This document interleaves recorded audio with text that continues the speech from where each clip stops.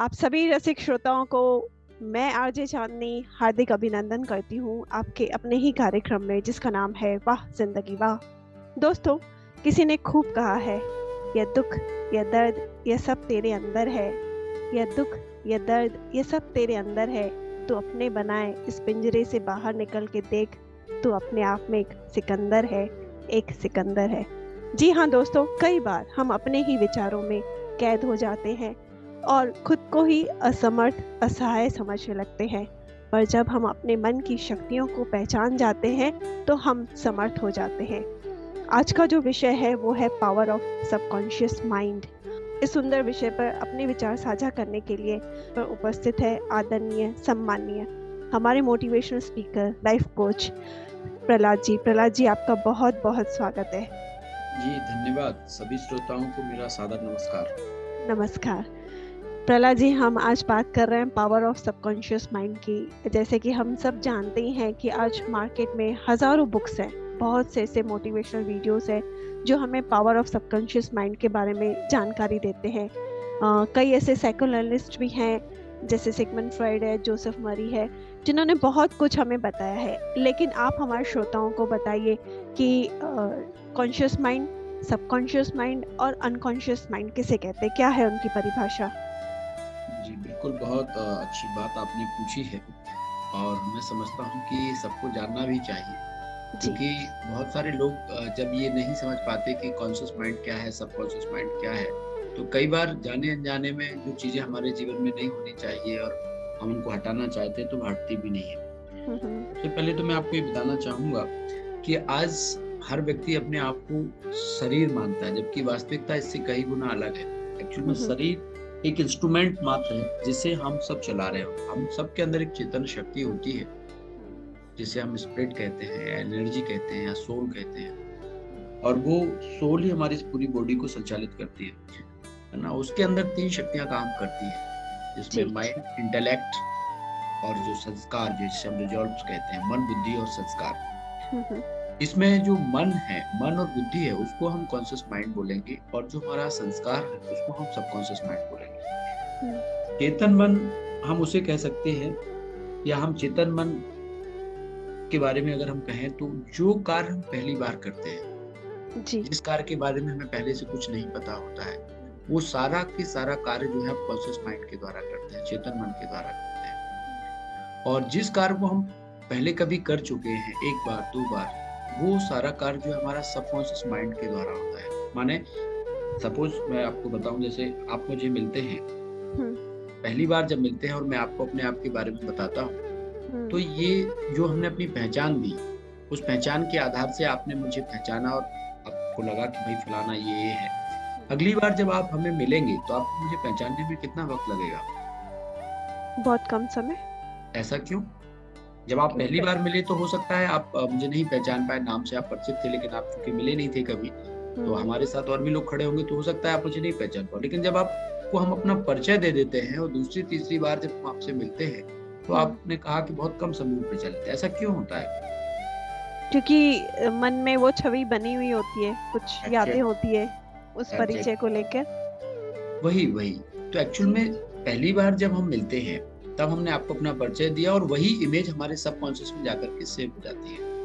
और दूसरी बार जब हम मिलते हैं तो सबकॉन्शियस के आधार से हमारी वो छवि हमारे ब्रेन तक पहुंचती है कि भाई इन शख्स से आप पहले कभी मिल चुके हैं, और फिर हम तुरंत जो है आइडेंटिफाई कर लेते हैं। तो कहने का मतलब ये है कि जो कार्य आपके द्वारा फर्स्ट टाइम किया जा रहा है, इसलिए हम सोच समझ करके और बड़े ध्यान से करते हैं पहली बार कर्म। इसलिए कहावत में भी कहा गया है कि भैया सोच समझ करके कर्म करो, ध्यान दे करके करो, ऐसे कहते भी है ना हम लोग। तो इसलिए कई बार अगर हमारे जाने अनजाने में हम सोच समझ करके कर्म नहीं करते हैं, और अगर कोई गलतियां, कोई भूलें अगर हमसे हो जाती हैं, तो फिर वो सबकॉन्शियस में चली जाती है, और फिर हम ज्यादातर जो कर्म करते हैं वो सबकॉन्शियस माइंड के द्वारा करते हैं। तो 10% कर्म कॉन्शियस माइंड के द्वारा करते हैं, जबकि 90% कर्म जो है हम सबकॉन्शियस माइंड के द्वारा करते हैं। तो हमारे सबकॉन्शियस में अगर सब कुछ पॉजिटिव होगा तो हमारा जीवन बहुत सुंदर होगा और हम अपने जीवन को बहुत बेहतर तरीके से जी पाएंगे। इसके लिए हमें अपने चिंतन को बेहतर बनाना है। अच्छा, इसी में एक चीज और आपने पूछी, अचेतन मन, ये क्या है ना? आप इसको भी और थोड़ा गहराई से समझेंगे। अचेतन मन वो होता है जो, जैसे हम ये कहें कि बचपन से लेकर आज तक ऐसी घटनाएं जो हमारे जीवन में घट रही हैं, जिन्हें हम कई बार याद रखते भी हैं, नहीं भी रखते, यानी वो सारी घटनाएं जो हमारे जीवन में आज तक घटी, वो सब उसमें होती है, लेकिन उसमें हमें याद कुछ भी नहीं रहता, है ना? मतलब रिकॉर्डेड होती है अंदर। रिकॉर्डेड होती है, बट वो हम उनको याद नहीं कर सकते, या हम उनको किसी को एक्सप्लेन नहीं कर सकते। वो सारी घटनाएं जो है, हम उनके बारे में कह सकते हैं ये अचेतन मन में हमारे रहती है, या अनकॉन्शियस माइंड में रहती है, ये चीजें हैं। जी जी। पर सबसे ज्यादा खेल किसका होता है? कि जैसे आपने बोला 10% हमारा कॉन्शियस माइंड काम करता है और 90% हमारा सबकॉन्शियस माइंड करना है। तो पर सबकॉन्शियस माइंड जो 90% हम कितना लाइफ में उसका यूज कर सकते, डे टू डे लाइफ में हम कितना यूज कर पाते हैं उसका? हाँ देखो, ये भी आपने बड़ा अच्छी बात कही कि हम कितना यूज करते हैं। इसमें सबसे ज्यादा जो रोल है ना, वो भले 10% है, लेकिन सबसे ज्यादा जो रोल है वो कॉन्शियस माइंड का है, क्योंकि आपके सबकॉन्शियस में वही सब चीजें जा रही हैं जो आप कॉन्शियस माइंड में सोच रहे हैं। माने फर्स्ट टाइम जो आप कर्म कर रहे हैं, वो सारी की सारी चीजें आपके सबकॉन्शियस में जा रही हैं। कोई भी नया विचार जो आपके मन में आ रहा है या आप उसे क्रिएट कर रहे हैं, वो सारे के सारा आपका सबकॉन्शियस में जा रहा है। हम इसको एक दूसरे तरह से भी समझाते हैं, आपको थोड़ा सा अच्छा लगेगा। क्या होता है कि हमारी बॉडी के अंदर ब्रेन है, बहुत सारे लोग शायद इसका अंतर भी नहीं समझते, और ब्रेन पूरी बॉडी को कमांड करता है। लेकिन ब्रेन के पास भी इंफॉर्मेशन कहाँ से आती है? तो ब्रेन के पास भी जो इंफॉर्मेशन है वो कॉन्शियस माइंड और सबकॉन्शियस माइंड के द्वारा आती है। तो फर्स्ट टाइम जो आपने कर्म किया, जो इंफॉर्मेशन ब्रेन के पास आई मन के द्वारा, तो मन और ब्रेन यानी माइंड और ब्रेन के बीच में एक पावर और होती है, जो होती है इंटेलेक्ट, जिसको हम बुद्धि कहते हैं। वो उस पर तर्क देती है, विचार करती है, निर्णय करती है, विचार सही है या नहीं है, वो सारी चीजें बुद्धि करती है, और वो थॉट आपकी ब्रेन के पास जाता है और आप उसे प्रैक्टिकल अपने कर्म में ले आते हैं, राइट? वही कर्म, वही थॉट जो आपके ब्रेन के पास गया, उसी की एक कॉपी आपके सबकॉन्शियस में जाती है। और जब आप अगली बार कर्म करते हैं, तो आपका सबकॉन्शियस, आपका ब्रेन जो है वो सबकॉन्शियस में सर्च करता है कि ये घटना पहले कभी घटी है क्या, और अगर घटी होती है तो वो सीधा ब्रेन के पास थॉट वहां से सबकॉन्शियस से आ जाता है। तो सबकॉन्शियस और ब्रेन के बीच में कोई इंटेलेक्ट नहीं होता। माने जैसा कर्म आपने कर लिया, जो डन हो गया, उस आधार पर brain same as it is उसको कर देता है। जैसे मैं यहाँ एक और उदाहरण देता हूँ जी। जैसे आप समझिए, मोबाइल नंबर, किसी अपने मोबाइल में किसी का मोबाइल नंबर डायल करते हैं, और अगर आपने गलत नंबर डायल कर दिया, रॉन्ग नंबर डायल कर दिया, तब भी वो फोन की मेमोरी में आ जाता है। तो जैसे ही आप सेम डिजिट उसके 2-4 लिखने की कोशिश करेंगे, तो आप देखेंगे कि वो पूरा रॉन्ग नंबर आपकी स्क्रीन पर आने लगता है जी। कहीं ना कहीं हमने कभी डायल किया होता है तो डिस्प्ले हो जाता है। यस यस यस यस, तो वो डिस्प्ले आ जाता है। तो ऐसे ही हमारे अंदर होता है। माने एक तरह से आप ये कहें कि कोई भी कर्म, अच्छा या बुरा, हम जो भी कर रहे हैं वो हमारे सबकॉन्शियस में जा रहा है। अब अगर हम अटेंशन देकर के कर्म नहीं करेंगे, सोच समझ करके कर्म नहीं करेंगे, तो कहीं ना कहीं वो नेगेटिव नंबर जो है, नेगेटिव कर्म जो है हमारे सबकॉन्शियस में आ जाएंगे, और उसके आधार पर हमारा ब्रेन वहां से उठाता रहे, और हम चाह करके भी उन चीजों को फिर ठीक नहीं कर पाते। तो इसकी नॉलेज होना बहुत जरूरी है। अगर एक बार प्रॉपर नॉलेज आ गई ना, तो हम बहुत अच्छे से इसको अपने जीवन को जी सकते हैं। जी जी, बिल्कुल सही कहा। अपने हम मन की बात कर रहे हैं कि इच्छाएं मन में ही प्रकट होती है। कहते हैं कि ये 3 प्रकार की होती है। एक, ऐसी इच्छाएं जिन्हें लेकर कोई दबाव नहीं होता है, we feel free, very comfortable. दूसरी ऐसी इच्छाएं होती हैं जिन्हें दबाया जाता है, जिसे कहा जाता है सप्रेशन ऑफ डिजायर्स या वांट्स। तीसरी ऐसी इच्छाएं होती हैं मन में, कई बार ऐसी पनपती हैं, ना हम किसी को बता सकते हैं, ना शेयर कर सकते हैं, ना प्रैक्टिकल उसे कर सकते हैं। क्या कहेंगे आप तीनों प्रकार की इच्छाओं के प्रति? देखिए, बहुत सही बात कही आपने कि इसमें इच्छाओं के बारे में आप क्या कहेंगे। वैसे तो देखा जाए तो इच्छा किसी भी प्रकार की जो है अच्छी नहीं होती, क्योंकि इच्छा कभी अच्छा नहीं बनने देती, और अगर इच्छाएं जीवन में है तो वो कहीं ना कहीं हम उनके पीछे भागते रहते हैं। हाँ, लेकिन आपने कही कि कुछ इच्छाएं ऐसी होती हैं जिनका किसी भी तरह का कोई दबाव नहीं होता, और एक कॉमन होती है और हर एक के अंदर होती है ना। तो जीवन में जो भी आपसे जीवन से जुड़ी हुई बातें हैं, या जो भी आपके जीवन से जुड़े हुए कार्य हैं, उससे संबंधित अगर विचार आपके मन में आते हैं और उन कार्यों को आप बेहतर ढंग से करते हैं जो आपके रोजमर्रा के जीवन में होते हैं, तो वो तो कॉमन है और वो सबके अंदर ही होती है। दूसरी आपने एक जो बात कही कि ऐसी इच्छा है जिनका पर प्रेशर होता है, दबाव होता है जी। दूसरी बात ये कही, तो आप मुझे थोड़ा सा उदाहरण देके अगर बताएंगे तो फिर मैं उसको बहुत अच्छे से एक्सप्लेन कर सकूंगा। जैसे मुझे डॉक्टर बनना है, ठीक है, वो मेरी इच्छा है, ठीक है। घर वाले शायद मुझे इंजीनियर बनाना चाहते हैं, तो प्रेशर बना रहता है, या मेरा खुद का प्रेशर जनरेट होता है कि मुझे इतने घंटे पढ़ाई करूंगी, या ये एग्जाम क्रैक करना है, उसकी तैयारी करनी है, तो मेरे ऊपर वो प्रेशर बना रहता है। कई बार तो हमें समाज से वो प्रेशर बना होता है, रिलेटिव से होता है, या एकेडमिक देखें तो स्कूल के टीचर्स से बनाता है। ऐसे तो कई सारे प्रेशर हमारे एक गोल को लेकर बने होते हैं। लाइफ में तो बहुत सारे प्रेशर्स होते हैं, बहुत सारा हमें स्ट्रेस आ जाता है उस बातों को लेकर। बिल्कुल, बिल्कुल। तो आपने जो बात कही कि दबाव जो होता है हमारे ऊपर, इस तरह की इच्छाएँ अगर हमारे जीवन में आती है, तो कहीं न कहीं उसका फिर साइड इफ़ेक्ट हमारे शरीर पर देखने को मिलता है। हमारे मन भी हमारा कमज़ोर होता है, हमारी बॉडी पर भी उसका साइड इफ़ेक्ट होता है। तो हम्म ज़रूरी नहीं है कि इस तरह की इच्छा वो एक्चुअल में आपकी इच्छा नहीं है, वो तो दूसरों के द्वारा आपसे कार्य कराया जा रहा है। तो आप उनके लिए वो कार्य कर रहे हैं, वो आपकी इच्छा तो नहीं मानी जाएगी, लेकिन अब मजबूरी बस आप उसको कर रहे हैं। सही हम्म कार्य और बेहतर कार्य तो आप वही कर सकते हो जो आपका अंदर से कॉन्शियस अलाउ कर रहा है, जो आपको लग रहा है कि ये होना चाहिए। दूसरों हम्म के द्वारा अगर कोई बात ऐसी आप पर थोपी जा रही है या आपको बताई जा रही है, आप पर प्रेशर क्रिएट किया जा रहा है, तो आप करेंगे, लेकिन 100% आप जो उसमें देना चाहते हैं वो आप अपना नहीं दे पाए, क्योंकि आपके मन में दूसरा थॉट भी साथ में चल रहा होता है ना? हम्म तो इस तरह हम्म की जो इच्छाएँ होती हैं, लोगों की भावनाओं को या लोगों की बात को रखने के लिए हम भले करते हैं, लेकिन मैं जहाँ तक समझता हूँ, हमें हमेशा उन कार्यों को करना चाहिए जो हमारे अंदर से आवाज़ आ रही है या जो हमारा कॉन्शियस अलाउ कर रहा है। उन कार्यों को ही हम बेहतर ढंग से कर पाएँगे, और इस तरह से मैं समझता हूँ कि दबाव में या प्रेशर में कोई भी कार्य अगर हम करते हैं तो उतने बेहतर ढंग से हम शायद उसको नहीं कर पाएँगे। हम्म। और जो हम तीसरी इच्छा की बात कर रहे हैं कि बहुत कुछ करने की इच्छा तो होती है पर कर ही नहीं पाते। देखिए, किसी ने ठीक ही कहा है कि हम्म अंधेरा बहुत घना है, लेकिन दीपक जलाना कहाँ मना वाह। है ना? तो हम्म कहने का मतलब ये है कि अगर आपको कुछ ऐसा करना है, अब आपको लग रहा है कि कुछ बड़ा करना है या कुछ करना चाह रहे हैं, तो उसके लिए प्रयास करने में कोई बुराई नहीं। आप भले हम्म लोगों के साथ शेयर नहीं कर सकते, लेकिन आपको अगर लग रहा है कि ये आपके जीवन के लिए अच्छा है, समाज के लिए अच्छा है, आपके परिवार के लिए अच्छा है या लोगों का उसमें हित जुड़ा हुआ है, तो मैं समझता हूँ प्रयास उसका करना ही चाहिए। हम्म और जब रिज़ल्ट उसका आता है तो फिर आप भले किसी को शेयर करें ना करें, लेकिन जब आप कोई अच्छा कार्य करने के लेकर के चलते हैं, सोचते हैं, तो जब हम्म रिज़ल्ट उसका आता है तो निश्चित तौर पर लोगों को एक अच्छा मैसेज जो है उसके द्वारा जाता है। तो अच्छा कार्य करने के लिए तो सोचने की आवश्यकता नहीं है, करना चाहिए, प्रयास तो करना चाहिए। जी। इसी बात पे मैं एक चीज़ और कहना चाहूँगी। जैसे हम बात कर रहे हैं कि इच्छाओं को कई बार दबाया भी जाता है या प्रैक्टिकल उसको नहीं डाला जाता है। ये थियरी है गेटकीपर बाय सिगमंड फ्राइड की, कि हमारी सबसे दबी हुई इच्छाएं जो हैं, अगर वो पूरी नहीं होती है तो वो अपना स्वरूप बदल कर हमारी कल्पनाओं में आती हैं या सपनों में उभर कर आती है। क्योंकि हम उसको प्रैक्टिकल में कर ही नहीं पा रहे हैं, तो कहीं ना कहीं वो हमें विचलित करती है या फ्रस्ट्रेट करती है या इरिटेट भी करती है। क्या कहेंगे आप?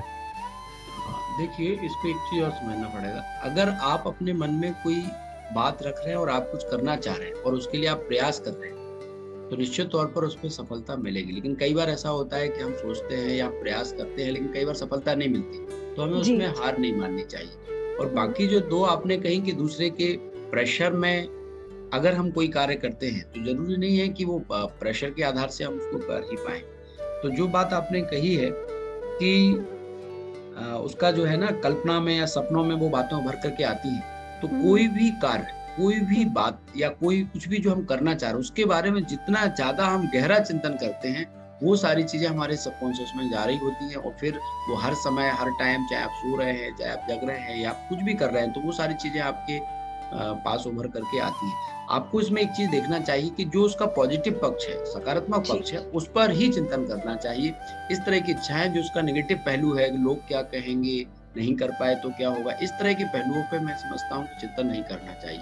तो आप हम्म देखेंगे कि अगर आप पॉजिटिव सोचेंगे, तो आपको उसमें कुछ हद तक सफलता भी मिलेगी और आप कुछ अच्छा कर पाएँगे, हम्म। है ना? जी। प्रहलाद जी, बात करें अगर हिप्नोटिज्म की, थॉट रीडर होते हैं आजकल बहुत कोई, जिनके सामने हम बैठते हैं तो पढ़ के सुना देते हैं कि हमारे मन में क्या चल रहा है। हिप्नोटिज्म भी आजकल चलता है। डीप स्लीप की बात कहें, जहाँ डीप स्लीप की बात होती है, ये सारी चीजें होती है सबकॉन्शियस लेवल पर। ये कैसे कार्य होता है, देखिए खैर हिप्नोटिज्म या एक्चुअली थॉट रीडर? एक्चुअल में ये तो एक बहुत बड़ा विषय है हिप्नोटिज्म। इसमें तो हम इसको सार में तो ऐसे नहीं समझ सकते, इसमें बहुत विस्तार है। लेकिन फिर भी हम एक चीज़ ज़रूर समझ सकते हैं। हिप्नोटिज्म क्या है? एक तरह से सम्मोहन जिसको हम कहते हैं कि एक पावर है, एक तरह की शक्ति है जिसमें हम दूसरे के द्वारा दी हुई कमांड पर कार्य करते हैं, है ना? जी जी वैसे जी। कि हम जो चाह रहे होते हैं या जो नहीं चाह रहे होते हैं वो भी हम सब अपना अपना एक तरह से अपनी कमांड जो है हम दूसरों को दे देते हैं, आप ये समझ लीजिए इसको। और इसका बहुत लंबा एक विस्तार है, जब अपन कभी आगे किसी सेशन में चर्चा करेंगे, स्पेशल इसी सेशन पे उस पे चर्चा करेंगे, हिप्नोटिज्म पे बात करेंगे। अच्छा, इसी में आपने डीप स्लीप की बात कही कि सबकॉन्शियस माइंड पर ये कैसे काम करता है, डीप स्लीप कैसे होता है। तो एक्चुअल में हमारे जैसे कई बार आपने देखा होगा रात में कोई व्यक्ति स्वप्न देख रहे हैं, और कई बार स्वप्न इतना डरावना होता है कि वो बहुत डर जाता है जी, ना? वो लगता है रियल में हो रहा है रियल मेरे में साथ। हो रहा है, रियल में हो रहा है। लेकिन जी। कई बार ऐसा होता है कि स्वप्न देखते-देखते आपकी आँख खुल जाती है और आप तुरंत देखते हैं कि अरे हम तो घर में ही हैं, सब कुछ ठीक है। तो आपको बड़ा अच्छा फ़ील होता है। तो आप देखिए 2 घटनाएँ सेम टाइम पर हुई। एक ये कि जब आप सो रहे थे तब आपको एक डरावना स्वप्न आया और आप डर गए। और दूसरा ये कि आपकी आँख खुली, एक दूसरा आपको लगा कि अरे हम घर पर हैं और सब कुछ नॉर्मल फ़ील करने लग गए। तो ये सारी चीज़ें कौन फ़ील करा रहा है? ये सारी चीज़ें हमारे सबकॉन्शियस में होती हैं, जिस पर हम चिंतन कर चुके होते हैं, या जो घटनाएँ हमारे जीवन में घट रही होती है, जिनके बारे में हमने पढ़ा होता है, देखा होता है, कहीं न कहीं वही सारी चीज़ें हमारे चिंतन में होती हैं। तो हमारे ब्रेन के पास जिस तरह की इन्फॉर्मेशन पहुँचती है, उस तरह का जो है हमको फीलिंग होती रहती है। जैसे हम गहरी नींद में सो रहे हैं और अगर हमारे ब्रेन तक डरावनी बातें जा रही हैं, तो ब्रेन वो डर फील करा रहा है। लेकिन तुरंत आपकी आँख खुली, एक नई इन्फॉर्मेशन उसके पास गई, अरे कुछ नहीं हुआ, आप तो घर पर ही हो, तो आप ऑल अच्छा इज फील वेल। हाँ, ऑल इज वेल। तो आप फिर ऑल अच्छा इज फील वेल। करने लगते। तो कई यस। दिनों से पता चला है, खैर गहरी नींद का अपना एक महत्व है। जिन लोगों को गहरी नींद आती है, जो डीप स्लीप में सोते हैं, अगर आप देखेंगे कई अध्ययनों में ये देखा गया है कि जो लोग अच्छी नींद करते हैं, अच्छी नींद जिन्हें आती है, उनका दिमाग भी सक्रिय रूप से काम करता है और स्वस्थ भी रहता है। और कम से कम अच्छी नींद के लिए 6 से 8 घंटा मतलब बताया गया है कि 6 से 8 घंटा सोना चाहिए। और कई बार आपने देखा होगा कई लोग 10 घंटे भी सोते हैं और अनईजी सा फील करते हैं। वो कई लोग क्या तो होता है, दवाइयाँ खाते हैं नींद के लिए, तो भी नींद नहीं आती है। तो भी नींद नहीं आती। तो उसके पीछे कारण ये होता है कि वो कहीं न कहीं रेस्ट जो है अपने आप को प्रॉपर नहीं दे पा रहे। माने वो लगातार जो है किसी न किसी थॉट से घिरे हुए हैं और लगातार वो थॉट्स उनके चल रहे हैं। वो कहीं न कहीं उनको ब्रेक उससे नहीं मिल रहा है। एक वो साइकिल जो है ना थॉट्स का, वो नेगेटिव या फोर्सफुली जो है वो थॉट्स आ रहे होते हैं, जो उनको फिर सोने नहीं देते और 8 से 10 घंटे भी हम सोते हैं और कई बार अनकम्फर्ट फील करते हैं। और इसका एक सबसे बड़ा जो रीज़न है, मैं जो समझ पाया हूँ, वो ये है कि आज बहुत सारे लोग सोते समय टीवी देखते हैं, मोबाइल देखते हैं, है ना? और फिर वो सोने की कोशिश करते हैं। आजकल तो वैसे भी सबकी दिनचर्या थोड़ा लेट नाइट की हो गई, 11-12 बजे तक लोग टीवी, मोबाइल नॉर्मल बात हो गई है। नॉर्मल हो गया। कई लोग तो 1-1, 2-2 बजे तक जागते हैं। जी। एक्चुअली ये 10 बजे से 2 बजे तक का जो टाइम होता है, बेसिकली ये नींद का टाइम होता है। लेकिन बहुत सारे लोग इस टाइम को ऐसे ही व्यर्थ गवा देते हैं। उस समय मोबाइल, टीवी और अन्य चीज़ों को अपना समय देते हैं। आजकल तो विद्यार्थी भी मैंने देखा कि वो देर रात तक पढ़ते हैं, जबकि पहले के समय में ऐसा नहीं होता था। तो आप देखेंगे कि जब आप जो टाइम है हमारा सोने का, उसमें आप सो नहीं रहे हैं, तो आप देखेंगे कि दिन भर से तो आप बहुत एक्टिव हैं, दिन भर से बहुत सारे कार्य कर रहे हो, रात में सोने के टाइम पे आप सो नहीं रहे। तो कहीं न कहीं आप देखेंगे कि आपकी जो नींद की क्वालिटी है, वो घटती चली जाएगी। क्योंकि ये जो टाइम सोने का है, उस समय में तो आपने जागा, और जब आप मोबाइल और टीवी देख कर के सो रहे हैं, तो जैसे मान लो आप 11 बजे आपने टीवी देखना बंद किया या 12 बजे आपने समझो मोबाइल बंद किया, तो उसके 3 घंटे तक जो चीज़ें आपने देखी हैं, वो आपके सबकॉन्शियस में चलती रहेगी। माने आपको अगर 12 बजे आप लेटने की कोशिश कर रहे हैं, मोबाइल, टीवी देखते-देखते, तो आपको 3 बजे नींद आना स्टार्ट होगी। मेरी बात समझ पा रहे हैं आप? मतलब तो वो ये 3 घंटे तो काउंट होंगे ही नहीं। फिर आप सोचो कि आपकी नींद सुबह 6 बजे खुल जाए, 6 घंटे में तो नहीं खुलेगी, क्योंकि नींद आपको आना स्टार्ट ही 3 बजे होगी। तो कभी भी अगर आप चाहते हैं कि हमारी नींद अच्छी हो, है ना, और हमारे सबकॉन्शियस में सब कुछ पॉजिटिव हो, तो उसके लिए आपको अच्छा चिंतन करके या अच्छी कोई बुक्स पढ़ के या मेडिटेशन करके फिर आपको सोना चाहिए, और देर रात तक जागना नहीं चाहिए। कोशिश करके 10 या हार्डली 11 तक तो हर हाल में आपको सो जाना चाहिए। तब आपकी एक अच्छी नींद होगी और आप हर कार्य को बेहतर ढंग से कर पाएंगे। जी, अगर सिस्टमैटिक हमारा स्केड्यूल होगा तो सुबह को हम जल्दी उठ भी सकते हैं और बहुत सारा काम हम थोड़े समय में भी कर सकते हैं। थोड़े समय में भी कर सकते हैं, बिल्कुल। बात कर रहे हैं हम विचारों की, तो हमारे थॉट्स का बॉडी पर क्या प्रभाव पड़ता है, कितना पड़ता है? 100%। अच्छा। कहते ना, जैसा हम सोचते हैं वैसा हम बनते हैं, जैसा चिंतन वैसा जीवन। आप देखेंगे कि हमारे जीवन में जो कुछ भी घटित हो रहा है, अच्छा या बुरा, उसके लिए हम और सिर्फ हम ही रिस्पॉन्सिबल हैं। अगर अच्छा हो रहा है तो उसके लिए भी हमने कुछ अच्छा किया है, अच्छा चिंतन किया है, और कुछ बुरा हो रहा है जो आपको लग रहा है नहीं होना चाहिए, तो उसके लिए भी हम ही रिस्पॉन्सिबल है। तो हमारे थॉट का ही हमारे जीवन पर प्रभाव पड़ता है। हमने आपको पहले भी अभी इससे भी बताया कि हम जो सोचते हैं वही इंफॉर्मेशन हमारे ब्रेन के पास जाती है और ब्रेन पूरी बॉडी में इम्प्लीमेंट करता है उस थॉट को, है ना। तो अगर आप नेगेटिव सोच रहे हैं, जैसे मान लीजिए आप कोई नेगेटिव चिंतन कर रहे हैं, कोई भी व्यक्ति अगर आपके पास आता है तो आप देखेंगे आपके चेहरे पर वो फील उसको होगा, कहेगा क्या बात है, आप बड़े चिंता में दिखाई दे रहे हैं। आप बोलेंगे नहीं नहीं कोई बात नहीं, मैं तो ठीक हूँ। नहीं, आपके चेहरे पर दिख रहा है आप ठीक नहीं हो। कई बार कई लोग कहते हैं ऐसे, face is the index of mind. Yes yes yes. तो इसका मतलब क्या है कि आपके अंदर कहीं ना कहीं नेगेटिव चल रहा है जो आपके फेस पर दिख रहा है। अच्छा, दूसरा, कई बार खुशी के थॉट चल रहे होते हैं, आप किसी के साथ शेयर नहीं कर रहे होते, तब भी कई बार लोग कहते हैं क्या बात है, आज आप बड़े खुश नजर आ रहे हैं, लॉटरी लग गई है क्या? लॉटरी लग गई, इस तरह से, राइट, एग्जैक्टली ऐसे ही बोलते हैं लोग बात।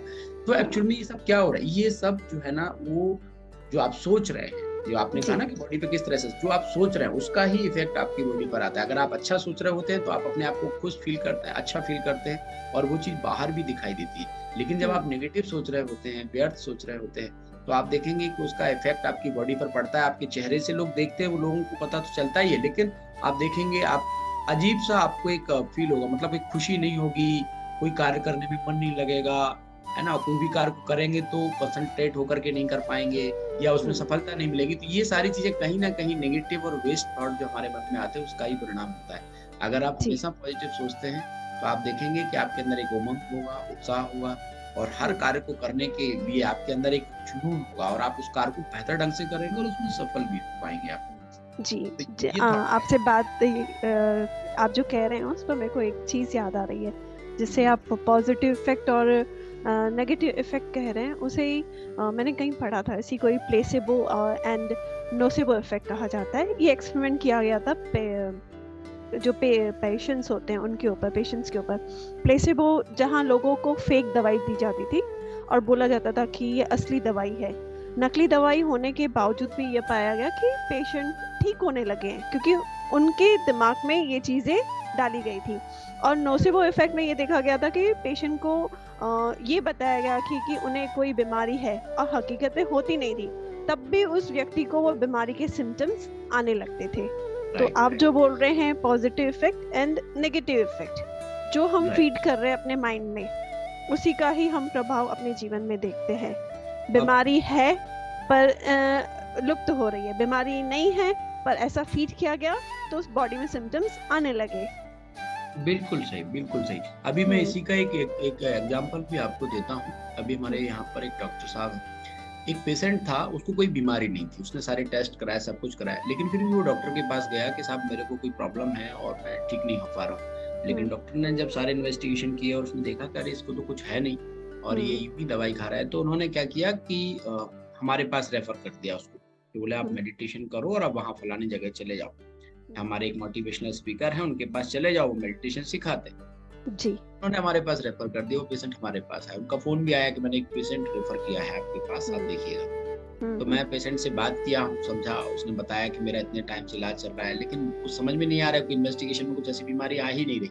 तो अब उसको कुछ हो तो आवे ना इन्वेस्टिगेशन में, था ही नहीं जी। तो एक्चुअल में बार बार उसको अपने मन से वो सोच रहा था कि मुझे ये हो गया, वो पहले कभी कोई बीमार रहा होगा, वही थॉट उसके मन में बार बार चल रहा था और इसलिए वो ठीक नहीं हो पा रहा था। लेकिन जब हम यहाँ पर हमारे पास आया, उसको मेडिटेशन सिखाया, बताया, और उसको डॉक्टर ने ऐसे बोल दिया था कि आप वहाँ जाओगे 100% ठीक हो जाओगे, तो उसके अंदर एक कॉन्फिडेंस ये आ गया कि मैं जहाँ आया हूँ ये डॉक्टर साहब बड़े अच्छे हैं। हालांकि मैं तो चूंकि मेडिकल फील्ड से नहीं हूँ, लेकिन उसने कहा कि ये शायद इनके पास आ गया हो, ठीक हो जाओ। तो जब उसके अंदर ही कॉन्फिडेंस आ गया, उसके अंदर एक पॉजिटिविटी आ गई कि मैं यहाँ आ गया हूँ, ठीक हो जाऊंगा, और हमने यहाँ से उसको जब मेडिटेशन के बारे में बताया, सिखाया, उसको कराया, आप यकीन मानिए वो ठीक हो गया।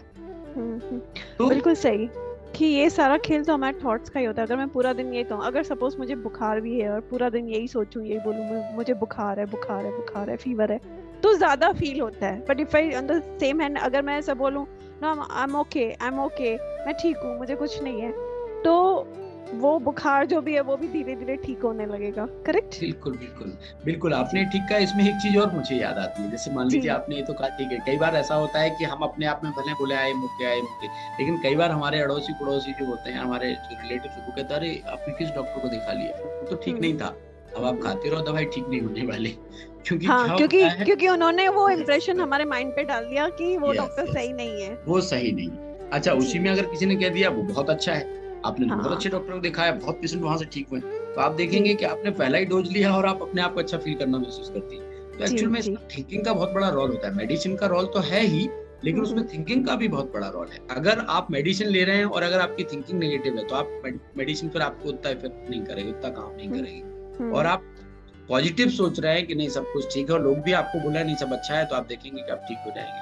तो एक्चुअल में आज थिंकिंग हम का ही ये पूरा इफेक्ट पड़ता है। जी जी, आज कई ऐसे प्रहलाद जी बड़े बड़े लोग हैं, जैसे फिल्म इंडस्ट्री से हम जो जुड़े हुए लोग हैं, कई ऐसे सेलिब्रिटीज हैं जिनको कैंसर हो गया था, पर उन्होंने अपने आप को ठीक करके दिखाया, आज नॉर्मल लाइफ जी रहे हैं। किस बल पे? अपने थॉट्स के बल पे ना।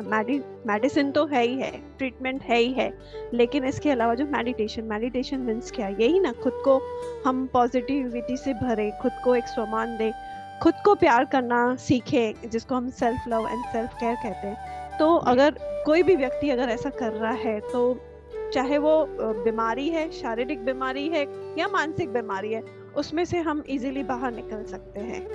बिल्कुल, थिंकिंग का पूरा ही रोल है। जैसे हमने आपको बताया 100% इफेक्ट पड़ता है। अगर आपकी सोच अच्छी है, आपके जीवन में हो सकता है कुछ अच्छा नहीं भी घटित हो रहा है, तब भी आप पॉजिटिव सोचिए, निगेटिव पक्ष पे आप सोचिए ही नहीं, आप देखेंगे हम्म। आपका कभी बुरा नहीं होगा। पर माने हम निगेटिव लड़खड़ा बोलेंगे, जाते हैं ना, हम लड़खड़ा जाते हैं, ठीक है। उसमें हम कॉन्फिडेंस नहीं अपने होता ना। हम हाँ, लड़खड़ा इसलिए जाते हैं कि हम पॉजिटिव रहने की कोशिश तो कर रहे हैं, पर आज सब जगह जो एक वातावरण नेगेटिव हो गया है, ठीक है, दो लोग मिल रहे हैं तो वो तीसरे की ही बुराई कर रहे हैं, सब जगह ऐसा हो गया है। तो ऐसे वातावरण में खुद को धैर्य रूप से चलाना, या खुद को बार बार बार बार एक पॉजिटिविटी का कंटिन्यूस नहीं, वो बोलते फाउंटेन के नीचे बैठ जाना, तो ये right, it's a little bit challengeable. ऐसा नहीं बोलूंगी कि नामुमकिन है, नहीं हो सकता है, लेकिन एक खुद को कंटिन्यूअसली पुश करना, ये एक चैलेंजिंग हो जाता है। बिल्कुल बिल्कुल। अभी जैसे हमारे पास एक सज्जन आए, वो पिछले 7-8 साल से डिप्रेशन की मेडिसिन ले रहे हैं, हम्म और बहुत परेशान थे, वो रोने लगते थे। हमारे पास जब आए तब भी वो रोते हुए ही आए थे और बड़ा हम्म दुखी थे। तो मैं जब उनको मिला, उनसे बात किया और उनको बताया कि आप ठीक हो, स्वस्थ हो, और उनको मोटिवेट किया और उनको मेडिटेशन कराया, कुछ अच्छे थॉट दिए, उनको रोज होमवर्क दिया, अच्छा सोचने के लिए बोला कि आप कुछ भी हो जाए आपको हम्म खुश रहना है। कोई कुछ भी हम्म। बोले, एक दिन तो खुश रहना है, अगले दिन फिर देखेंगे। रोज हमने उनको अलग अलग तरीके से टास्क दिया। हाँ, एक दिन खुश रहो, कुछ भी हो रहा है आप हाँ सोचो सिर्फ मुझे एक ही दिन रहना है, बस कल फिर हाँ देखेंगे। तो हाँ वो हाँ एक दिन खुश रहने के लिए उनको होमवर्क दिया कि भाई 24 घंटे मेरे को खुश रहने की बोला, चाहे कुछ भी हो। तो उन्होंने हाँ। खुश रहने का प्रयास किया, और आप जी। यकीन मानिए अभी वो मेरे को मिले, उनको यहाँ हमारे पास आते अभी भी आते हैं, 2 महीने हम्म करीब हो गए हैं। हम्म। उनकी आधी 50% मेडिसिन कम हो गई, मतलब 50% हो गई मेडिसिन, आधी कर हो गई। डॉक्टर ने कहा अरे वाह, आप में तो बड़ा परिवर्तन आया। तो हमने कहा बहुत। मेडिसिन लेते रहो, क्योंकि लंबे समय से ले रहे थे, तो अभी आधे पे आ गए। अभी हमने हाँ उनको बोला आप कंटिन्यू करो, थोड़े समय बाद आप जी देखेंगे कि उनका छूट जाएगा। जी, सही बोल रहे हैं, मेडिटेशन कमाल तो करता ही है, नो डाउट। और आज तो हमारा प्राचीन योगा जो कहते हैं, आज जो हमारी भारत की ही विरासत है, भारत की संस्कृति, आज विदेश में भी इसकी बहुत डिमांड है। सब जगह आज लोगों के अंदर ये अवेयरनेस आई है कि हमें अगर एक हेल्दी वेल्दी लाइफ जीनी है, तो इन सब चीज़ों का क्या महत्व है। करेक्ट है प्रहलाद जी? बिल्कुल बिल्कुल बिल्कुल, आप सही कह रहे हैं। आज लोगों में अवेयरनेस तो आई है, और लोग स्वास्थ्य को लेके काफी जागरूक, हाँ हाँ। जागरूक हुए हैं।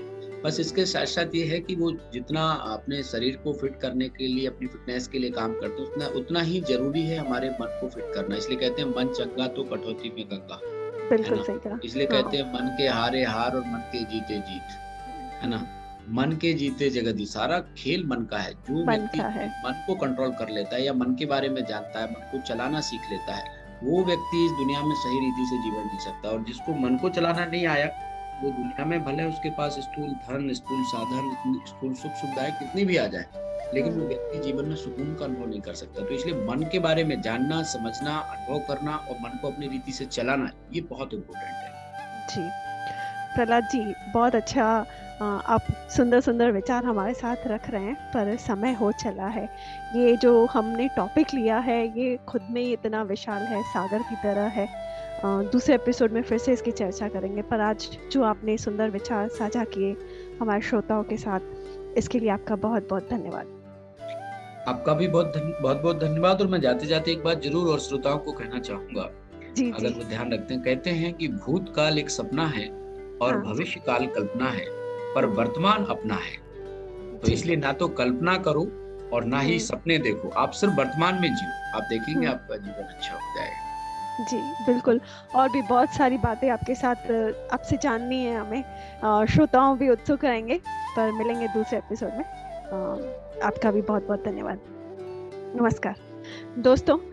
जैसे कि प्रहलाद जी ने हमें बताया कि मन, कहा जाता है ये, इसके बारे में जितना अभ्यास किया जाए, जितना पढ़ा जाए उतना कम है। और जिसको अपने मन पर विजय प्राप्त करने आ गई, उसने पूरी दुनिया फतेह कर ली, वो सफलता के शिखर पे जा बैठा।